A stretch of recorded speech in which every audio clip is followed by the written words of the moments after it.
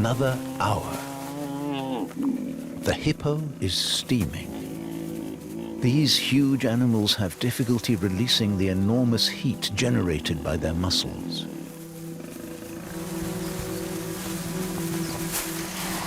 But his circulation seems to remain stable.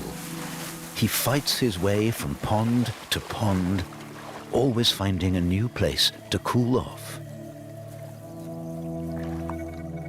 After hours of combat, the lions are exhausted, taking longer and longer breaks, but they can swap with each other and so keep the pressure up. Who will reach their limits first?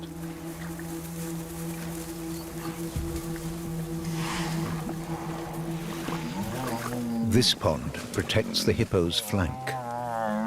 The big cats must watch out in the thorny thickets. Even the stubborn young females are gradually tiring.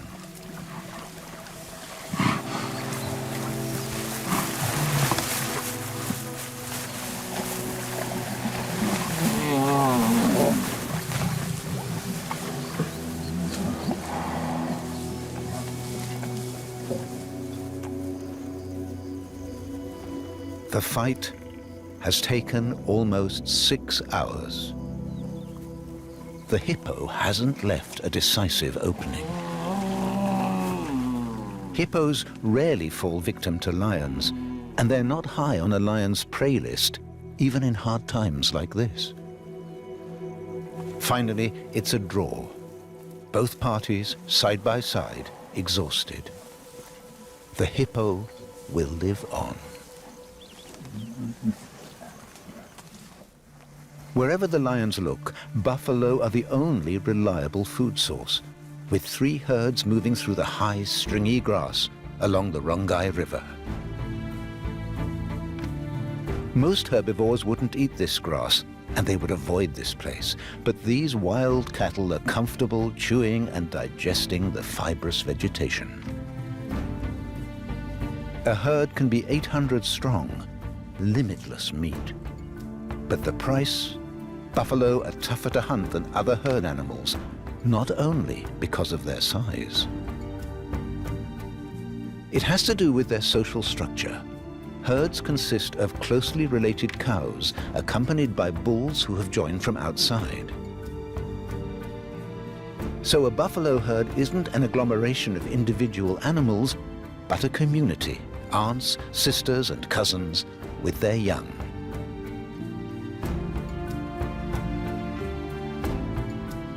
Unlike antelopes that swap between herds and show no solidarity, buffalo support one another.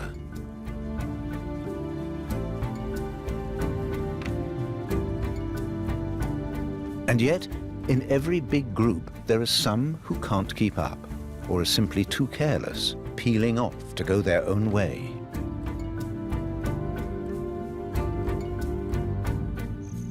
The lions have spotted a female on her own. She noticed them too late. They surround her out of the high grass.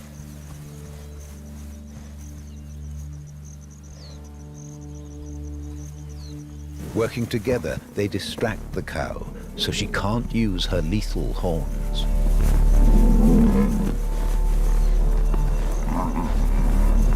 One of the lionesses dares a frontal attack. She needs to grip the cow's muzzle.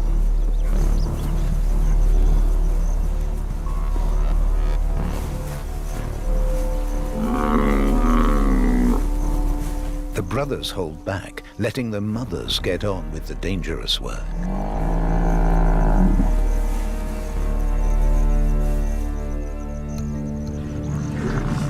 "500 meters away, the herd is grazing. Buffalo have poor eyesight, but the cow's bleating attracts their attention. The cavalry's coming.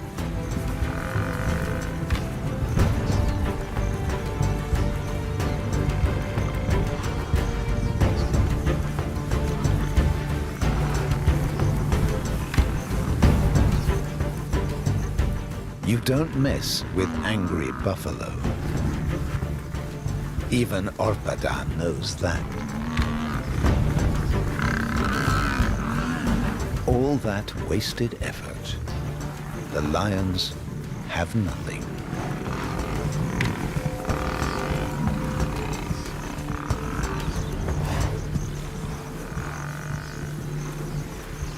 They'll have to keep following the herd in hopes of a better chance.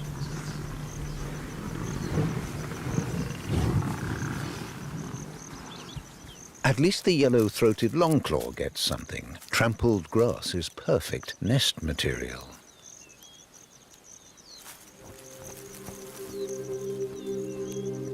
Lions are powerful but slow, so they have to concentrate on the bigger prey animals. Buffalo too depend on their strength, but also on their solidarity. A kind of balance has grown between the two species.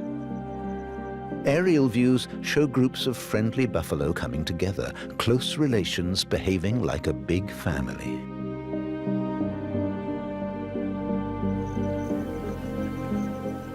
This group solidarity is surprisingly effective. Seriously ill, even blind buffalo are protected by their family groups. They survive, carried along by the community.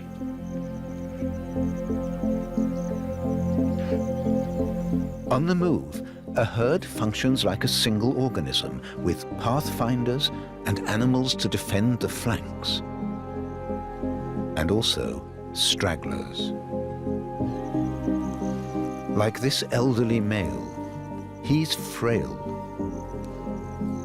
and he needs longer rest stops.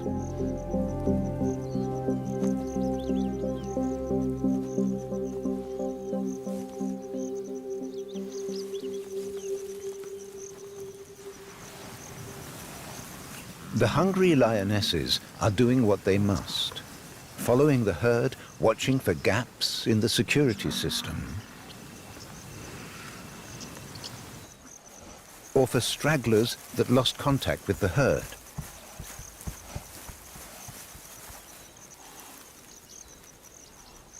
Like the old bull that rested a bit too long.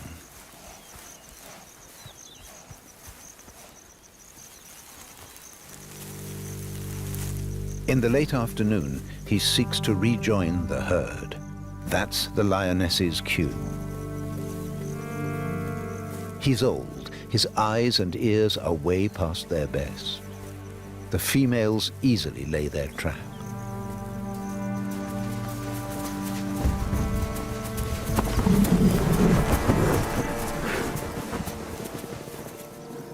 The younger females are first. They're the hungriest, least aware of the dangers.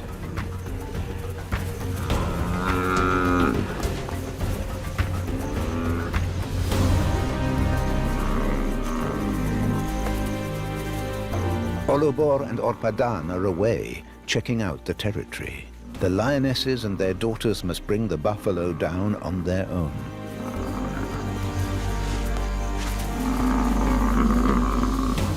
Only then do Lorkulup and Olosiadu deign to join. Olomina holds back entirely, as usual. The females are generous. There's enough food for several days, so they won't be arguing over shares.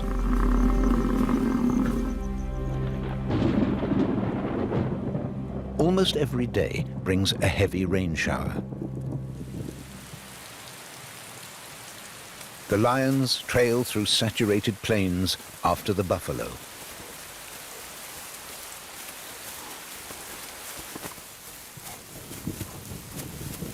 They lost contact in the night. They've been searching for hours. The rain has washed away the tracks.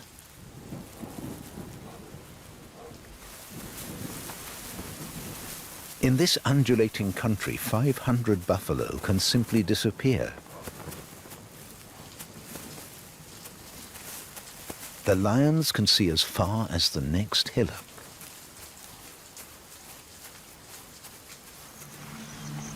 Late in the morning, they re-establish contact.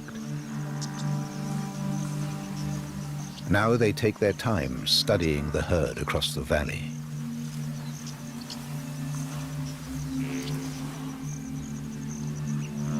Looking for calves, born during the rainy season.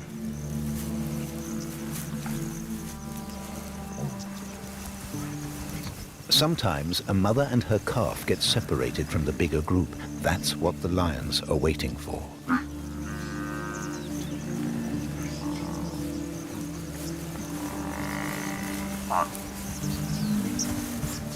Even 13 lions couldn't grab a calf inside the herd.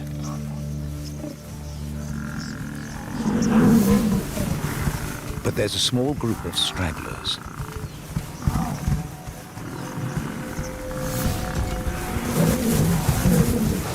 The cats try to spin off the defenders, breaking up the formation.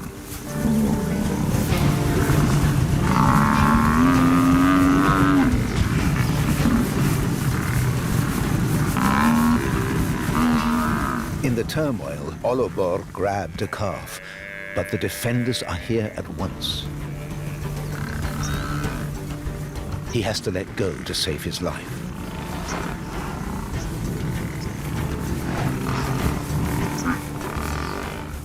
The badly wounded calf won't survive. The lions have time. They encourage the herd to move on.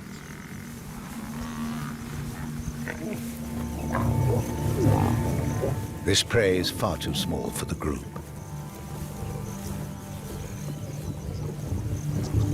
Once again, Olobor becomes violent.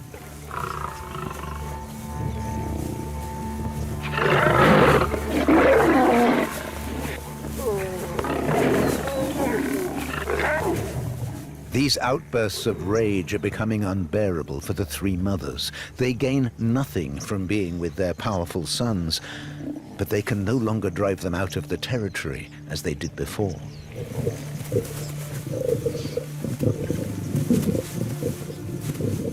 The only solution may be to split off from the males.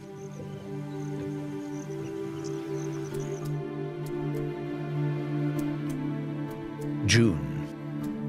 The rainy season is over. The five brothers are now confident enough to advertise their presence far and wide. It seems there are no other claims on this region. Olobor and Orpadan are often away together patrolling. They rarely see their mothers and their younger siblings.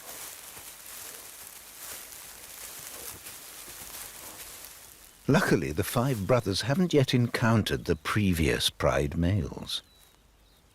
But they noticed them a long time ago.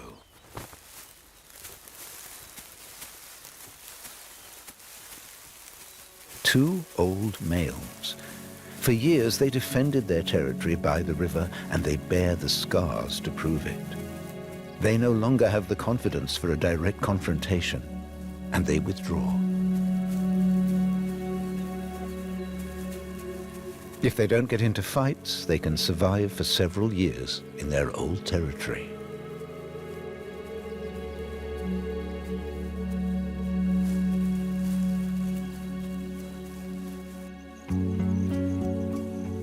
They leave the interlopers to get on with it in this difficult but rewarding territory. For several months of the year, the Rongai River flows, attracting herbivores. Buffalo herds use the valley all year round, almost guaranteeing the lion's survival.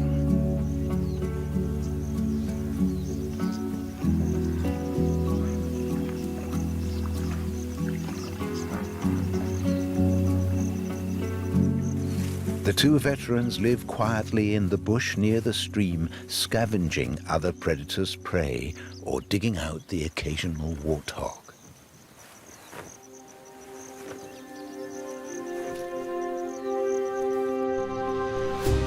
But the real owners of this territory are three adult females and their adolescent offspring.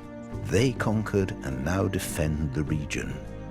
Every couple of years, they take new pride males.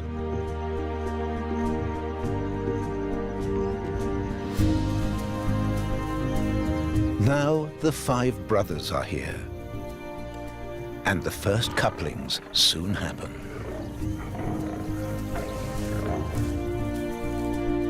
This union might not yet produce offspring, But for the brothers, it's the first step to claiming the territory as their own.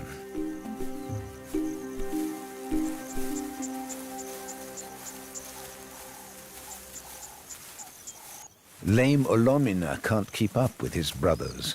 They won't let him approach their new partners. But he too feels the growing urges.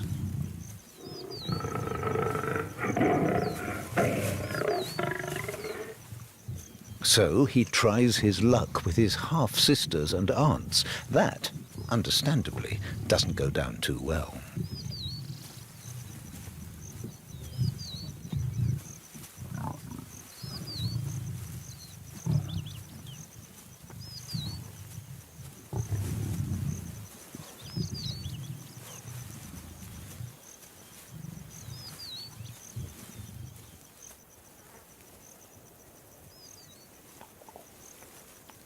The lionesses of the Rongai River, on the other hand, seem content with the new situation. But there is a problem here. The three females already have adolescent offspring, 3 daughters and a son.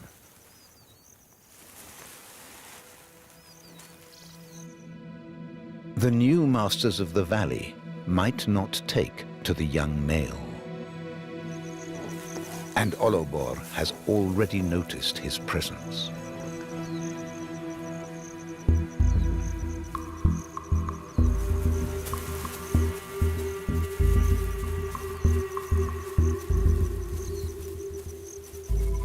The young male is scared. But he'd like to stay with his mother. Olobor doesn't see it that way.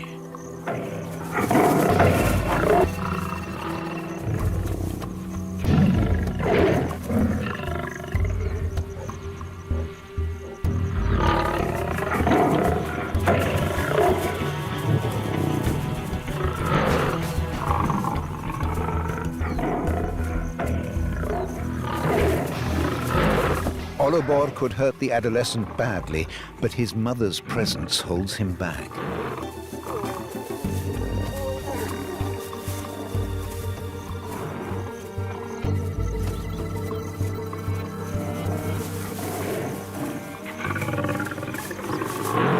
And she definitely takes her son's side.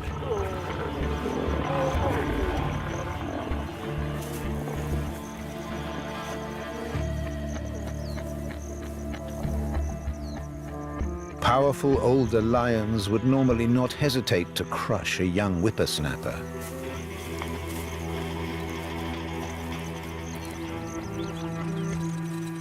But Olobor's hold on his territory is too new. This is just a demonstration of power.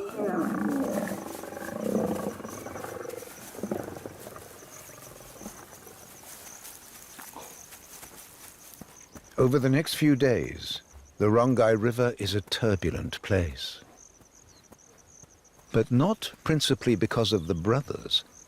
The territory still belongs to the 3 females, and they reject the lionesses that came with the 5 males.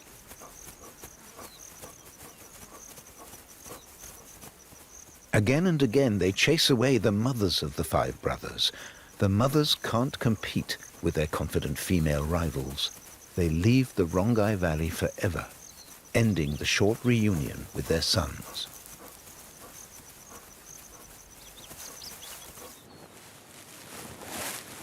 Olobor and his brothers are now truly in control.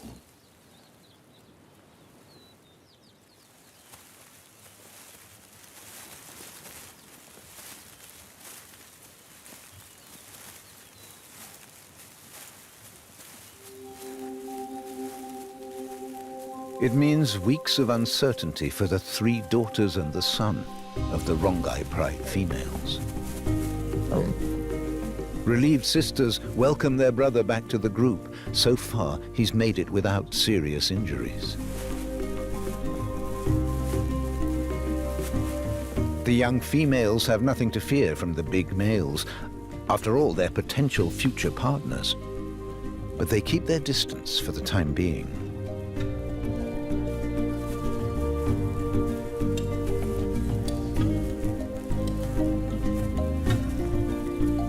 Over the coming weeks, they wander the edges of their mother's territory. Since they're not yet sexually mature, the 5 brothers ignore them. The adolescent male is still a potential rival. He must be careful. The 2 strongest brothers, Olobor and Orpadan, roam far and wide, leaving their markers everywhere, new lords of a big territory.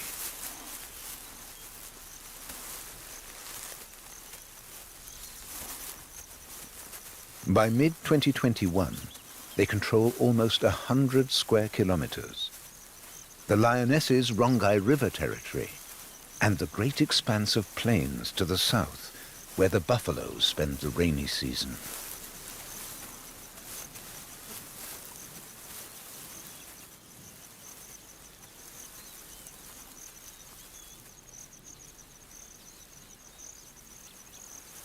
Orpadan and Olobor are responsible for security.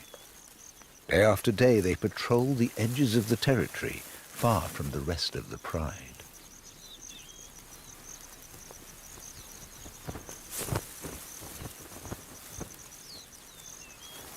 Olobor still has the blonde mane of a young lion, but together with Orpadan, he's the dominant male of the pride.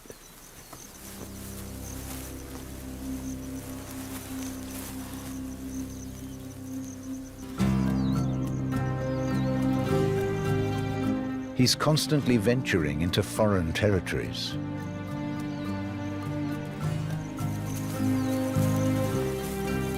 One day, he goes too far, deep into a neighboring pride's domain.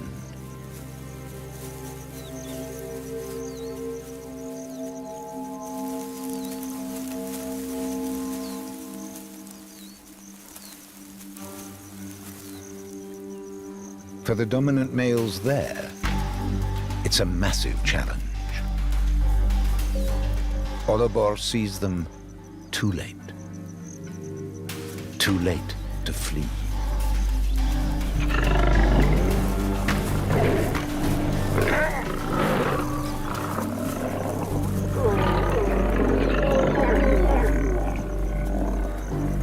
This could be the end. He seems paralyzed by fear. He mustn't provoke them any further.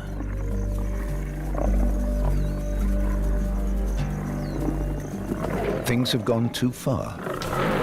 There are iron laws among lions. Olobor has transgressed.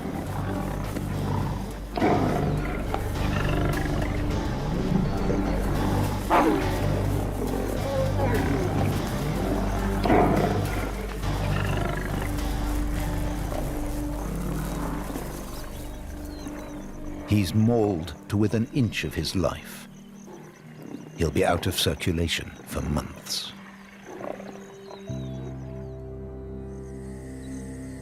A severe setback for the newly formed pride, but the brothers must go on. And soon, there's an important development.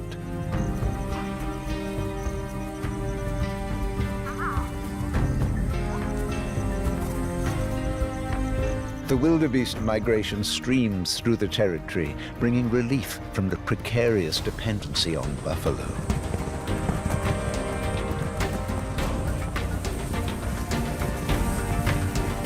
But when these herds leave again, the lions face the ultimate test against their arch-enemies, the buffalo.